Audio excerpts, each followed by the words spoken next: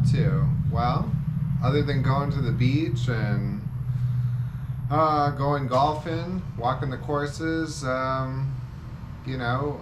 just doing Florida, going to Universal, exploring Key West, all the different areas of Florida. It's a beautiful country, and I don't think I'll ever change my driver's license back to any other state but Florida.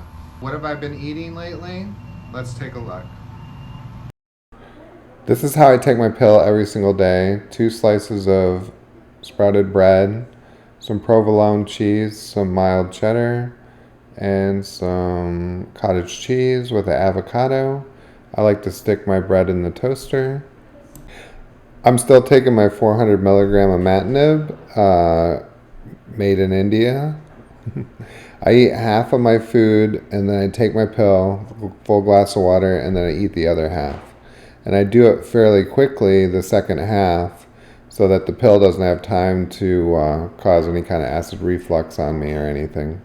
But this is how I eat breakfast and take my pill every day. I usually am not nauseated before I take my pill unless I ate out at a restaurant the night before or something. But if I do feel nauseated after I take it or before I take it, I always take one of these, and this works really good for nausea. This is what I usually eat for lunch every day, is a nice salad. You'll see I got lemon juice, apple cider vinegar, I've got some steak seasoning with no salt, I've got mustard, garlic, turmeric, pepper, black pepper, ginger, and parsley. Also, you don't see is Romano cheese and olive oil. These are the supplements that I take every single day. D3K2, milk thistle, vitamin C, sea kelp iodine, algae, multivitamin, CoQ10, and cod liver oil. I take the CoQ10 to help prevent heart damage from the Imatinib, and I take the milk thistle to try to avert any kind of liver problems from the Imatinib.